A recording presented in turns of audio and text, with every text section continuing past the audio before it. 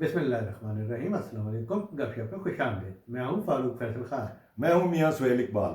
मियाँ साहब, सियासी जोड़ तोड़ सब चल रहा है जी। और जितने गंदा किरदार रहा है एस्टेब्लिशमेंट का, और वो जो कहते हैं नहीं सारे बाजार बीच चौराहे में ला के वो गंदे कपड़े धुल रहे हैं, तो जितने मर्जी धुलते रहे, ये गंदे ही रहने हैं और उस वक्त तक गंदे रहने हैं कि जब तक ये गन डालने वाले जो है पीछे नहीं होते। और देखो ना जी, कल तक आप उसे मौलाना फजल रहमान को डीजल डीजल कहते थे, मौलाना फजल रहमान उनको क्या कुछ नहीं कहते थे। इलेक्शन कैंपेन में जो है पीपल्स पार्टी क्या कुछ नहीं कह रही थी नवाज शरीफ को, और अब वही हुकूमत साजी के लिए एक दूसरे से सौदेबाजियाँ भी हो रही हैं, ब्लैकमेल भी हो रही हैं। और आज तो मेरा ख्याल हमारी गुफ्तगू का मौजूद जो है ना सारा, बाकी चीज़ें तो छोड़े ना, एक तो वो जो है एहतजाज का सिलसिला है 2 दिन, और दूसरा ये जो मौलाना फजल रहमान ने जो इंटरव्यू दिया है, इससे कई सवाल उठे हैं कि जी उन्होंने इंकशाफ कर दिया ना कि जनरल बाजवा और फैज़ क्या क्या कुछ करते रहे और कौन किसके कहने पे क्या कर रहा था। तो मैं तो चाहूँगा कि आज का टाइम जो है इन्हीं 2 चीज़ों पे अगर ठीक है जी। बिस्मिल्लाहिर्रहमानिर्रहीम। सबसे पहले तो मैं अपने नाजरीन से रिक्वेस्ट करूंगा, हमारे चैनल को सब्सक्राइब करें, लाइक करें, कमेंट करें, और इसके साथ साथ जो बेल आइकन है जिसे घंटी और टल्ली भी कहा जाता है, इसका बटन एक दफ़ा ज़रूर प्रेस कर दें ताकि आपको हमारे वीलॉग बर वक्त देखने को मिल सकें। तो जी खान साहब, तो सुबह कहाँ एहतजाज हो रहा है जी फिर धांधली के खिलाफ? पूरे पाकिस्तान में। कौन किधर किधर कर रहा है? वो अभी जो कल तो है फ्राइडे। जी हाँ। कल फ्राइडे की तो जो एहतजाज की कॉल है वो तो एक तो जमात इस्लामी ने दी हुई है, एक जो है अपना उन्होंने कराची में यौम से अनाउंस किया है। जी हाँ। और एक यहाँ पे इस्लामाबाद में 4 बजे धरना देना है इलेक्शन कमीशन के बाहर। जी। एक तो इनकी हो गई। बलूचिस्तान में जो है वो आज 7वां रोज़ा इलेक्शन के बाद का, जी हाँ, वो बदस्तूर जारी है और सुबह जो है वो शटर डाउन कॉल है। फिर JUI ने जो है वो पूरे मुल्क में दी हुई है। ये कल की है कॉल। जी हाँ। जी। GDA ने दी हुई है, हैदराबाद और सक्खर में दी हुई है। जी।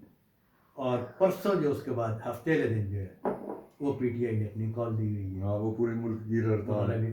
तो ये सब पार्टीज जो है ये एक दूसरे के करीब आती जा रही हैं धांधली के पॉइंट ऑफ व्यू पे।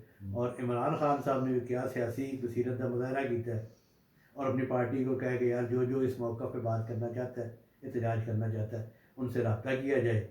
और वो PTI का वफद इस वक्त पहुंचा हुआ है मौलाना फजल रहमान के। मगर वो रब्ता जो है, मगर ये कॉल तो सबकी अलग-अलग कॉल है। ये तो जब तक कोई देखें, अगर ये तो सारे, अगर इन्होंने कोई इसके लिए कोई अगर मूवमेंट चलानी है तो उसके लिए तो सारों को कोई एक इकट्ठा कोई प्लेटफॉर्म से मेरा ख्याल करना पड़ेगा। अगर तो सबका एक ही मुतालबा है, इलेक्शन जाली हुए हैं, फौज की मुदाखलत है। हाँ, अब ये आहिस्ता आहिस्ता बढ़ेंगे ना, अपना अलग अलग करके शो करके सारा के भी एक यकनकाती एजेंडा, नहीं तो इतनी गाली एक दूसरे को दी हुई है तो कैसे मतलब एक प्लेटफॉर्म पे आना तो आम, लेकिन वो सारे आ जाते हैं एक प्लेटफॉर्म के ऊपर। मैं उसी की तरफ आ रहा हूँ ना। तो सिंगल पॉइंट एजेंडा जो है ना, आप मौलाना फजल रहमान के तनाजर में 1973 के आइन के तनाजर में और उनके इंटरव्यू के तनाजर में, तो अगर जिन्होंने बैठाना होता है जिन्होंने, तो इनको भी बैठा देंगे एक ही पॉइंट के ऊपर। मौलाना फजल रहमान साहब ने कहा ना कि तरीके अदम एतमाद जो है जनरल बाजवा और फैज़ ने करवाई और मैं मुखालफ था, लेकिन इन दोनों ने सारा वो, तो लिहाजा ये हर वक्त जो एस्टेब्लिशमेंट 2 गेम में चला रही होती है।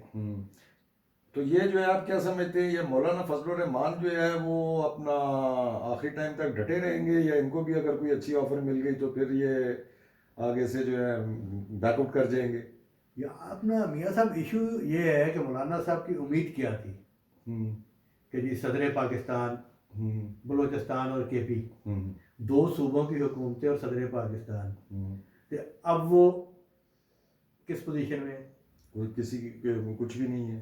तो वो मतलब वो बेचारे सौदेबाजी की पोजीशन में नहीं है ना, तो क्या उनको ऑफर करेंगे और किस पे वो अपनी पार्टी को कैसे, आपको पता है वो अकेले नहीं चलते, अपनी पूरी पार्टी को जो है तमाम अहम ओहदे दिलवाते हैं। वजारतें तो मिलनी ही मिलनी है, वो तो यही करेंगे 10-12 सीटें जीतेंगे, 3-4 वजारतें ले लेंगे, कोई डिप्टी स्पीकरशिप ले लेंगे, नहीं तो डिप्टी चेयरमैन सेनेट ले लेंगे, KP की वजारतें अला लेंगे, बलूचिस्तान की वजारतें अला लेंगे, अगर वहाँ बलूचिस्तान की वजारतें अला ना मिले तो गवर्नरशिप ले लेंगे। प्रेसिडेंट भी बने बैठे सन, तो सर जी उनकी करने के लिहाजा उन्होंने हार्ड लाइन ही लेनी है ना।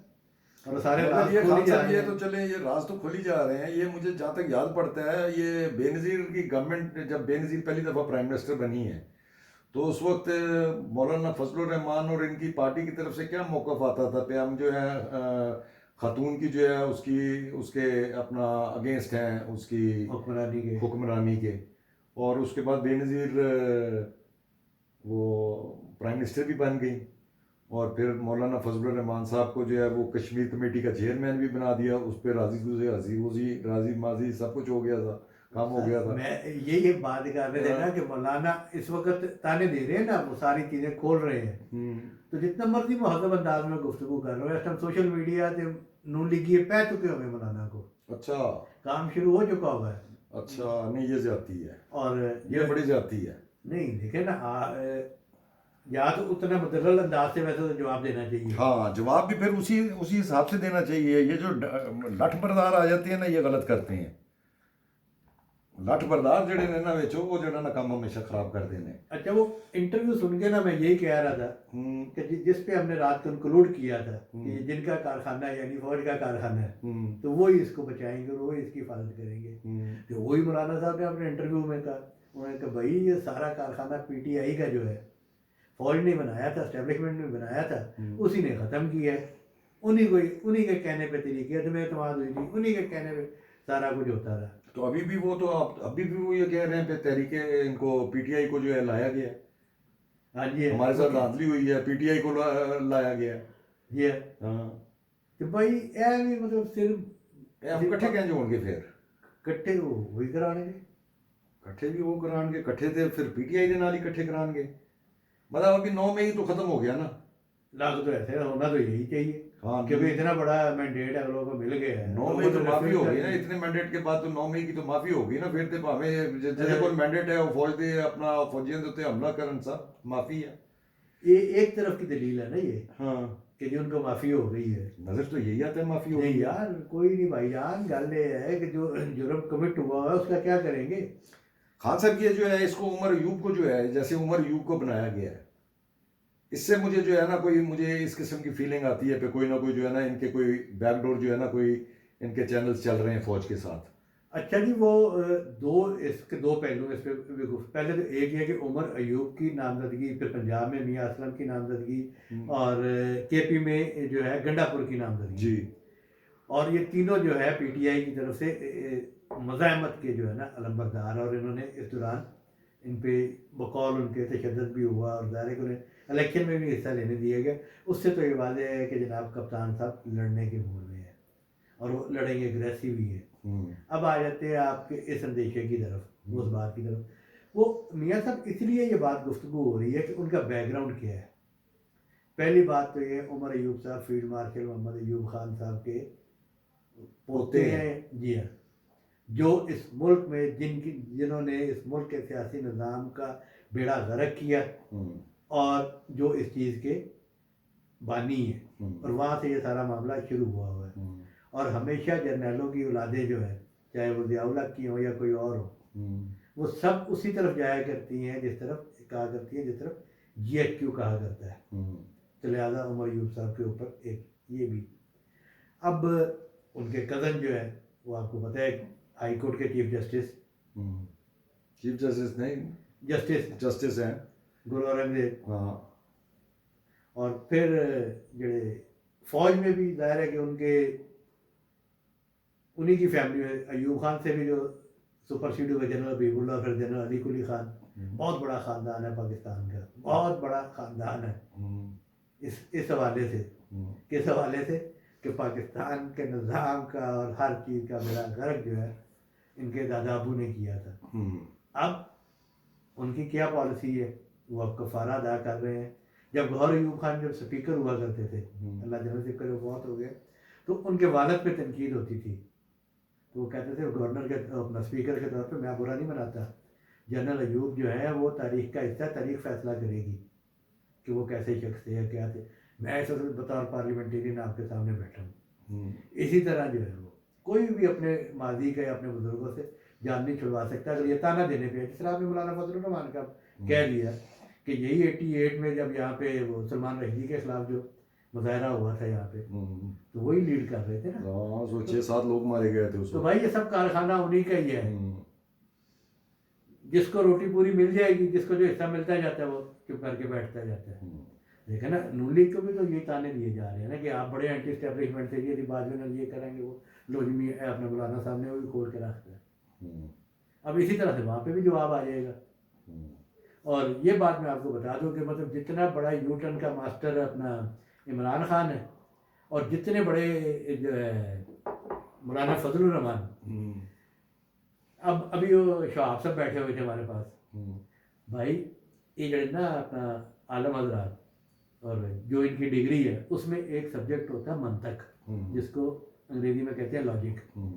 तो इनकी तो इन्होंने तो डिग्री ली हुई है हर बात के ऊपर, ये मंतक निकाल लेते हैं, लॉजिक निकाल लेते हैं। दूसरी तरफ Imran Khan O level A level है, तो उधर भी लॉजिक की, हाँ जिस बात की लॉजिक की है, तो इन्होंने लॉजिक निकाल लेनी है। वन कॉमन पॉइंट जो है कि जनाब ये धांधली है ये सारा चीज।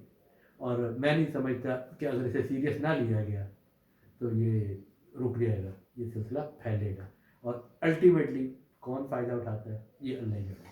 ये खान साहब, ये मलिक लियाज की भी बड़ी अपना चल रही है, फिर मलिक लियाज भी बड़ा एक्टिव हुआ है जोड़ तोड़ में, वो पीपल्स पार्टी को और पीटीआई को इकट्ठा बिठाना चाह रहा है। उसका भी खास बैकग्राउंड है। मतलब देखे ना, वो पीटीआई के साथ भी वो उसके मामला तो वो सारों के सामने ही है कि बहुत अच्छे हैं। मतलब वो 190 मिलियन पाउंड और हीरो जवाहरात और ये सबके साथ अच्छे हैं मियां साहब के साथ तो नहीं है ना, उनके साथ होते थे मगर फिर तो नहीं है ना, अच्छे तो नहीं रहे ना।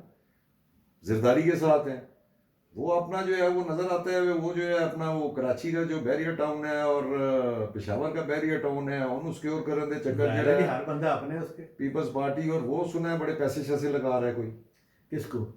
वो जो इलेक्शन चलाना हिलाता है। नहीं आगे और भी ला रहे हैं, और भी ला रहे हैं जी, मीडिया से तो ला ही रहे हैं, और भी ला रहे हैं जी। अच्छा जी, हाँ ये भी सुनने में आ रहा है। मतलब वो इससे देखो ना, बंदा जेल च बैठा बैठा भी पैसे बना रहे हैं, आगे चलो।